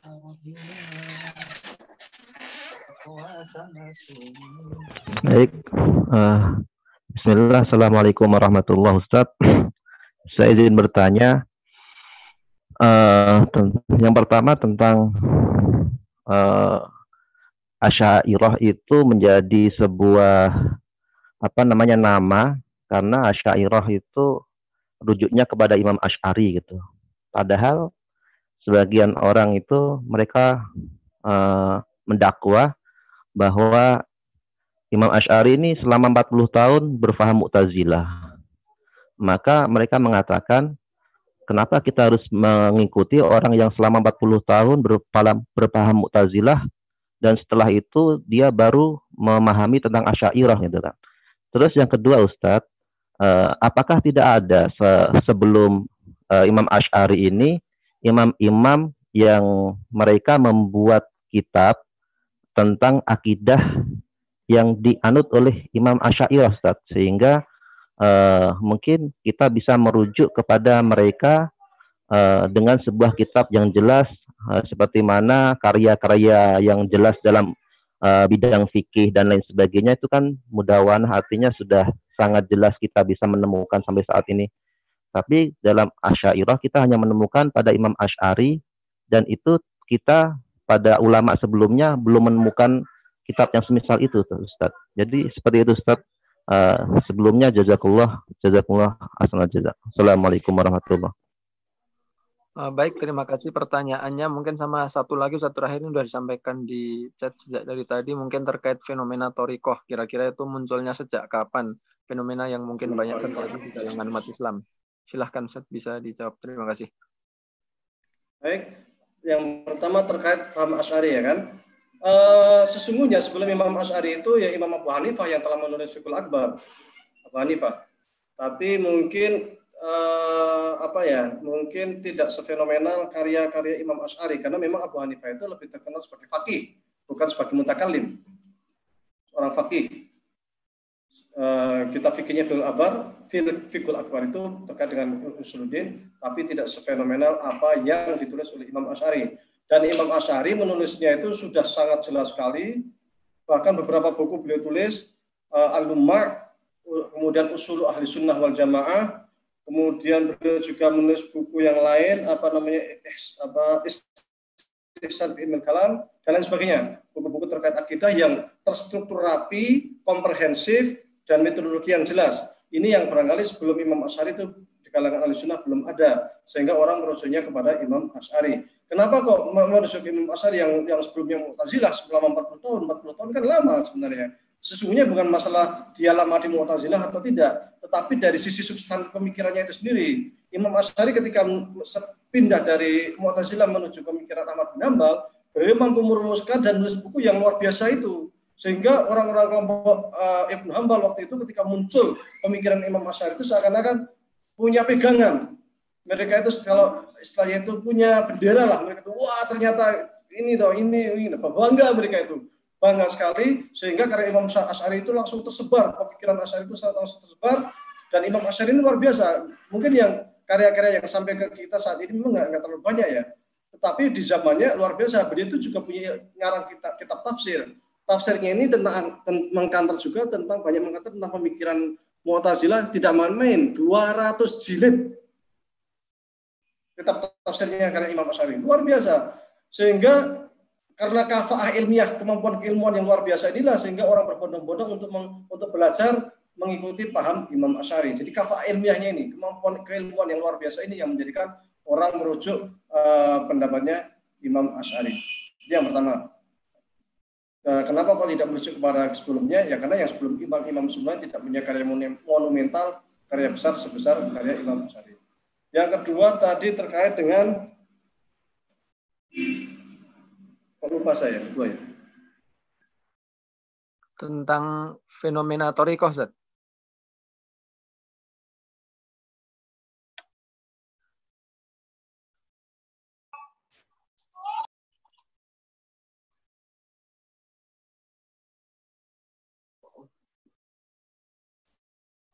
Bisa dinyalakan audionya, Ustaz? Ya, jadi kalau fenomena thariqah itu sebenarnya sudah lama, sudah sejak zaman Imam Hasan Al-Basri juga sudah mulai muncul. Kemudian Imam Qushairi itu sezaman dengan itu sebelum Imam Asy'ari juga Imam Qushairi itu. Nah, itu sudah lama. Hanya kemudian belakangan itu muncul thariqah-thariqah yang kadang menyimpang, ya kan? Yang thariqah itu kan banyak, itu kan terkait dengan tasawuf. Tasawuf itu ada beberapa macam. Ada namanya tasawuf falsafi yang jadi sangat filsafat sekali, kayak pemikiran Al-Halaj, semuanya kan, kayak pemikiran kalau di Jawa mungkin tanah Jawa seksi Jenar, ya kan, paling kawula Gusti. Kemudian ada Ibnu Arabi, bukan Ibnul Arabi. Ibnul Arabi itu fakih. Kalau Ibnu Arabi itu seorang mutasawwif falsafi, seorang filsafat. Tapi ada juga yang tasawuf amali, yang lebih kepada amal, seperti Ibnu Qayyim yang mengarang buku Madarijus Salikin, ya karena nasta'in, itu yang tersilir. Bahkan Ibnu Taimiyah sendiri juga punya buku judulnya itu Al-Ahwal wal Maqamat. Risalah sebenarnya, bukan buku, karena dia tidak terlalu tebal, kisaran sekitar 50-40 halaman. Al-Ahwal wal Maqamat. Jadi Ibnu Taimiyah itu sebenarnya tidak anti tasawuf juga, karena beliau juga punya tasawuf. Apalagi muridnya Ibnu Qayyim itu punya buku tasawuf yang sangat terkenal, yaitu Madarijus Salikin. Salik, istilah salik itu istilah yang khas di kalangan kaum sufi. Kemudian thariqat itu sendiri, kemudian ada thariqat mu'tabarah dan ghairu mu'tabarah. Disebut mu'tabarah itu karena dianggap thariqat yang mereka itu masih benar, masih sesuai koridor Ahlussunnah wal Jamaah. Adapun ghairu mu'tabarah itu ketika ada thariqat yang nggak jelas. Makanya Imam Junaid pernah mengatakan thariqat saya atau jalur saya atau tasawuf adalah tasawuf yang sesuai dengan Al-Quran dan Sunnah. Sementara yang tidak sesuai dengan Al-Quran dan Sunnah bukan dari jalan itu menurut Imam Junaid. Jadi intinya adalah thariqat ini sesungguhnya muncul sudah lama, sejak sebelum Imam Asy'ari, dan kemudian sampai sekarang makin banyak tergantung imamnya masing-masing. Ada Naqsabandiyah, ada Qadariyah, Jabariyah dan sebagainya. Wallahu a'lam. Baik, terima kasih jawabannya Ustadz Wahyudi. Banyak sekali hal yang bisa kita ambil pada pertemuan sore hari ini. Sebetulnya masih ada yang ingin bertanya. Satu lagi, sedikit aja. Baik, silahkan disampaikan dengan singkat ya Pak, karena waktu sebetulnya sudah melebihi gitu. Silahkan disampaikan secara singkat. Oke. Baik, jadi begini, saya itu sekolah di MTSN sekitar tahun 89. Jadi 86 sampai 89. Akidah di MTSN waktu itu sampai sekarang mungkin juga itu saya masih ingat akidahnya adalah Asy'ari. Tapi kemudian ketika saya masuk SMA tahun 90-an, kemudian kuliah, kajian keislaman di kampus itu yang mewarnai itu adalah tauhid rububiyah uluhiyah, la ilaha illallah, la hukma illallah, wa ma lam yahkum bima anzalallah, dan seterusnya. Itu membuat Islam itu menjadi lebih menyempit. Jadi kalau tidak begini tidak Islam. Yang membatalkan kalimat syahadat itu begini. Kemudian tahun 90-an ketika terjadi perang Iran-Irak, saya masih ingat dulu termasuk Amin Rais, itu pakar Timur Tengah. Ketika revolusi Iran itu menumbangkan Syekh Reza Pahlavi, itu umat Islam di Indonesia euforia. Saya masih ingat betul. Bahkan sampai akhir tahun 90-an, fenomena Ahmadinejad, Perdana Menteri Iran, itu bagi orang Indonesia itu sebuah role model gitu. Tetapi kemudian setelah semakin ke sini, gerakan untuk melawan Syiah atau mengingatkan bahaya Syiah, padahal sebenarnya enggak begitu kuat di Indonesia. itu semakin menguat. Nah, saya agak khawatir juga. Nah, maksud saya adalah sekarang saya melihat bahwa apa yang disampaikan oleh Ustadz Wahyudi, jadi menelusuri kembali turos terutama ilmu kalam dan madhab akidah dan menegaskan bahwa akidah Muhammadiyah itu adalah Asy'ariyah. Ini adalah upaya yang jihad besar menurut saya. Jihad besar untuk mengembalikan pemahaman fikrah keislaman di tanah air. Dan saya yakin setelah ini akan banyak serangan kepada Ustadz Wahyudi. Terutama dari yang sudah terpengaruh ke Wahabi. Saya yakin. Nah, untuk itu saya berdoa mudah-mudahan perjuangan Ustadz Wahyudi ini dibarokai oleh Allah dan insya Allah saya siap membantu. Demikian, Assalamualaikum warahmatullahi wabarakatuh. Waalaikumsalam warahmatullahi wabarakatuh. Terima kasih Bapak Rois Fatoni tadi yang telah menyampaikan ya mungkin tanggapan juga ya atas apa yang selama ini diperjuangkan. Ya. Ya, saya tanggapin sedikit ya. Memang yang saya sampaikan itu semacam ingin merubah perputaran jarum jam istilahnya kan. Karena memang saya juga heran ketika belakangan di Muhammadiyah itu memang yang berkembang adalah tauhid Wahabi. Padahal kalau kita merujuk ke HPT sebenarnya tidak. Kita melihat ulama-ulama kita terdahulu termasuk Buya Hamka yang menulis buku tentang pelajaran akidah sampai 3 jilid juga ternyata tidak. Tapi belakangan kemudian muncul para lulusan yang mungkin dari Madinah dan sebagainya dan menyebarkan paham itu sehingga sampai sekolah pesantren Muhammadiyah pun yang digunakan adalah tauhid Wahabi. Bahkan yang saya sayangkan juga sebenarnya adalah di buku akidah yang berbahasa Arab yang paling baru itu, tapi foto itu menjurus pada perbuatan syirik. Ini saya sangat kaget ketika saya membacanya. Masa sampai sejauh itu sih? Padahal fatwa tarjih secara jelas mengatakan foto itu boleh. Bahkan kita foto kayak misalnya Ahmad Dahlan itu boleh dipampang. Masa foto Ahmad Dahlan itu menjurus pada syirik? Kan itu saya sangat kaget juga ketika saya membaca itu. Dan itu kok bisa lolos juga gitu, di dalam menjadi muqarrar menjadi buku kitab di pesantren Muhammadiyah, kan? Saya pikir ini juga sebagai koreksi kita bersama di Muhammadiyah. Kalau saya sendiri silahkan jika nanti ada orang yang kontra atau beda pendapat, makanya di dalam mukadimah buku saya sampaikan ini adalah pendapat pribadi saya sehingga bisa jadi salah, bisa jadi benar, dan saya persilahkan kepada siapapun yang berbeda pendapat untuk mengkantor secara ilmiah sehingga terjadi dialog pemikiran yang baik, bukan sekedar menghujat, mencerca, tetapi terjadi dialog pemikiran.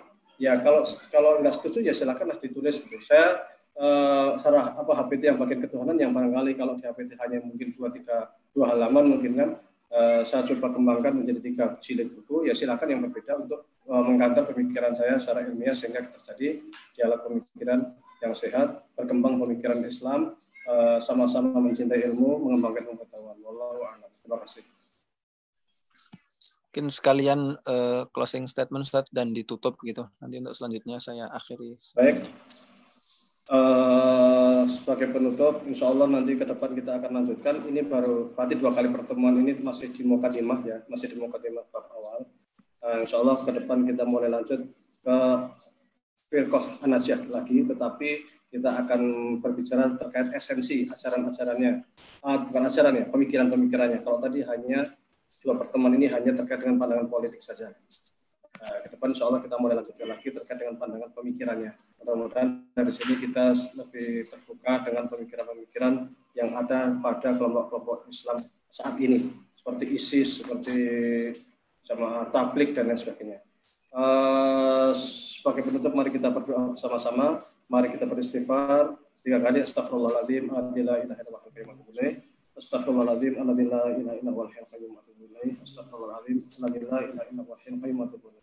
Allahumma salli ala sayyidina Muhammadin fil awalin, Allahumma salli ala sayyidina Muhammadin fil akhirin, Allahumma salli ala sayyidina Muhammadin fil mal'il a'la ila yaumil din. Allahumma rabbana zalamna anfusana wa illam taghfir lana wa tarhamna lanakunanna minal khasirin. Rabbana wa la tahmil 'alaina isran kama hamaltahu 'alal ladzina min qablina. Rabbana wa la tuhammilna ma la taqata lana bihi wa'fu 'anna waghfir lana warhamna anta maulana fansurna 'alal qaumil kafirin. Rabbana la tuzigh qulubana ba'da idh hadaytana wa hab lana min ladunka rahmah innaka antal wahhab. Rabbana innana amanna bima anzalta wattaba'na rasul faktubna masyahidin. Rabbana wa atina ma wa'adtana 'ala rusulika wa la tukhzina yawmal qiyamah innaka la tukhliful mi'ad. Rabbana atina min ladunka rahmah wa hayyi lana min amrina rashada. Rabbana zidna ilman nafi'an wa amalan mutaqabbalan wa rizqan halalan thayyiban. Allahumma inna na'udzubika min ilmin la yanfa' wa min qalbin la yakhsha wa min qalbin la yakhsha wa min du'ain la yustajab lah. Rabbana atina fid dunya hasanah wa fil akhirati hasanah wa qina adzabannar. Wa sallallahu ala sayyidina Muhammadin wa ala alihi wa sahbihi wa barik wasallam. Subhanaka rabbika rabbil izzati amma yasifun wa salamun ala mursalin walhamdulillahi rabbil alamin. Assalamualaikum warahmatullahi wabarakatuh. Waalaikumsalam warahmatullahi wabarakatuh. Jazakumullah khairan. Sekali lagi kami sampaikan kepada Ustadz Wahyudi yang telah menyampaikan pemaparannya, materinya pada pertemuan kedua Talaki Online Ruwaq Azhar Bashir Ilmu Akidah kali ini. Banyak sekali istifadah manfaat yang kita ambil. Mungkin beberapa hal ingin saya sampaikan sebagai review singkat gitu dari apa yang kita sama-sama pelajari hari ini, bahwasanya kita selaku umat Islam atau selaku kaum muslimin sudah barang pasti mencintai bahkan merindukan adanya persatuan. Hanya saja mungkin karena beberapa faktor yang sering terjadi bahkan yang sering nampak di mata kita adalah banyaknya perbedaan-perbedaan atau keruncingan-keruncingan yang ada dari banyaknya kelompok-kelompok umat Islam. Seolah-olah yang nampak adalah Islam itu banyak sekali kelompoknya dan saling berbeda bahkan saling menghujat. Padahal itu semua tidak lain adalah urusan politik secara umum, utamanya adalah persoalan politik. Dan jika kita mau belajar lebih banyak lagi, membaca lebih jauh lagi, mengkaji kitab-kitab terus, akan kita dapati banyak sekali persamaan-persamaan daripada perbedaan-perbedaan yang belakangan mungkin lebih banyak kita lihat daripada persamaan. Seperti halnya tadi sampaikan Mu'tazilah yang mungkin dalam banyak hal berbeda dengan Asy'ariyah ataupun Ahlus Sunnah, nyatanya tidak sampai mengkafirkan atau menolak ayat-ayat qat'iyat sebagaimana yang dilakukan oleh orang-orang liberal, dan juga Syiah yang mungkin belakangan kita tahu atau selama ini kita tahu mencela para sahabat, terus kemudian mentuhankan Ali dan segala macam. Ternyata ada banyak aliran-aliran Syiah sehingga tidak mudah bagi kita untuk menghukumi Syiah secara umum demikian atau demikian. Itu diantara poin penting jika kita mau membaca, mempelajari atau mentelaah lebih jauh tentang berbagai macam hal, akan kita dapati banyak sekali persamaan-persamaan yang ketika itu kita tampilkan atau kita itu narasikan dalam ranah-ranah publik akan membawa angin segar daripada persatuan umat Islam itu sendiri. Sebagaimana Imam Asy'ari sendiri juga menyatakan di akhir kitabnya atau di sebelum akhir hidupnya, isyhadu anni la ukafir ahadan, saksikanlah bahwasanya saya tidak mengkafirkan seorang pun dari seorang umat Islam selama dia masih memegang usul-usul dari agama itu sendiri atau usuluddin. Baik, mungkin demikian yang dapat saya sampaikan selaku moderator. Terima kasih sekali lagi kami sampaikan pada Ustadz Wahyudi, kepada segenap Bapak Ibu hadirin yang hadir dalam Talaki Online kali ini. Insyaallah yang ingin murojaah akan kita tayangkan siaran ulangannya di YouTube, gitu bisa dilihat bersama-sama di akun YouTube PCI Muhammadiyah Mesir. Untuk selanjutnya saya selaku moderator mohon undur diri, mohon maaf atas segala kesalahannya. Terima kasih atas segala perhatiannya. Sekian, billahi taufik wal hidayah. Assalamualaikum warahmatullahi wabarakatuh.